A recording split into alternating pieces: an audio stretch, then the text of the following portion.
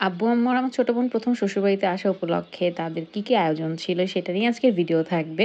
সারাদিন কি টুকটাক করলাম, কি দেখলাম সবকিছুই দেখাবো। আসসালামু আলাইকুম। সবাইকে নতুন একটি ভিডিওতে ওয়েলকাম করছি।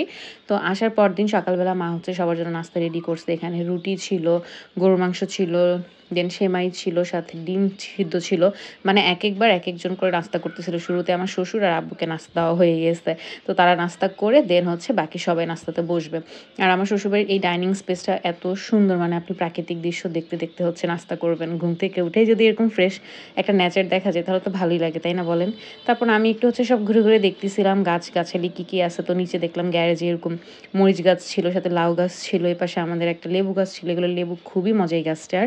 সাথে পেঁপে গাছ ছিল। দেখলাম পেঁপে গাছে অনেক ফুল আসছে। আর এপাশে এই যে লেবু গাছটায় দেখলাম ছোট লেবু হইছে। একদম ছোট লেবু। আমি এটা লেবু খাইছি কিন্তু এই গাছে লেবু এখনো দেখা হয় নাই। আর ওই যে বললাম পেঁপে গাছ ছিল। আরেকটা পেঁপে গাছে অনেকগুলো পেঁপে ধরছিল। বাট ওইটা আমি মানে ক্যাপচার করতে পারি নাই, এত দূরে ছিল। আর এই যে লেবু গাছে লেবু দেখাচ্ছিলাম আপনাদেরকে। তো এগুলো দেখে আমি হচ্ছে আবার ছাদে চলে আসতেছিলাম যে ছাদে কি গাছে কি আছে দেখার জন্য। তো এটা দেখতে এসে দেখি হচ্ছে নারকেল গাছে অনেকগুলো নারকেল হয়ে আছে, যেটা ডাব খাওয়া যাবে এখন। আর মানে শ্বাসও হইছে আরকি এরকম।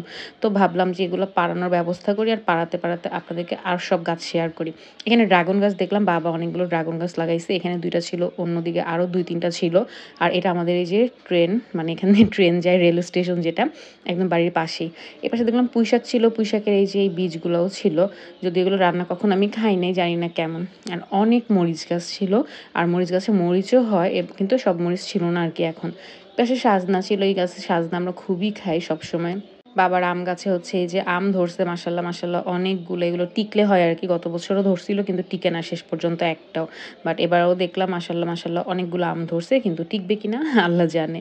তো এগুলা দেখতেছিলাম। একটু গরম ছিল, আবার ওয়েদারও ভালো ছিল। আমাদের বাসার পাশেই হচ্ছে বড় একটা গাছ, যেটা হচ্ছে পুরা ছাদটাকে আমাদের ছায়া দিয়ে রাখে, যার কারণে মানে খুব ভালো লাগে। মাশাআল্লাহ পুঁইশাক দেখেন অনেকগুলো পুঁইশাক হইছে। আর এই যে ওই যে বললাম মরিচ, অনেক মরিচ গাছ। আর দেখেন মরিচ উঠানোর পর আবার হচ্ছে যে ফুল আসে, মরিচ হয় মাশাআল্লাহ অনেকগুলা করে। টুকটাক অনেক গাছই বাবা রাখার চেষ্টা করে। বাবার গাছেরও শখ আছে। তো এখানে যে করলা গাছ ছিল, করলা গাছেও ফুল ছিল। ঢেঁড়স গাছ ছিল, সেটা দেখাতে ভুলে গেছি। আর এই যে দেখেন মাশাআল্লাহ কত সাজনা ধরে। মানে প্রতি সিজনে হচ্ছে এখান থেকে প্রচুর সাজনা খাওয়া হয়। আর এই যে পিঙ্ক ফুলগুলো কি ফুল জানি না, বাট অনেক ভাল লাগে আমার কাছে। এপাশে বাবার সবচেয়ে বেশি শখের মুরগি।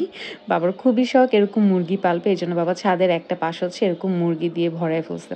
তো মাশাআল্লাহ অনেকগুলো মুরগিও আছে। এগুলোর প্রতি টেক কেয়ার করাও অনেক আসলে কষ্টের বলা যায়।